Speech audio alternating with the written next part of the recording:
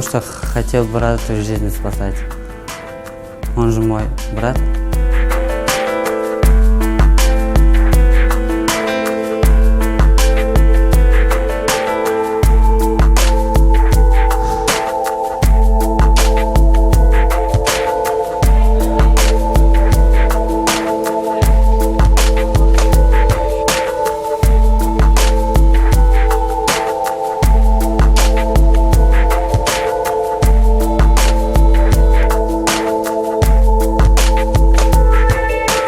Все аппараты новые и все куплены из Германии и Америки.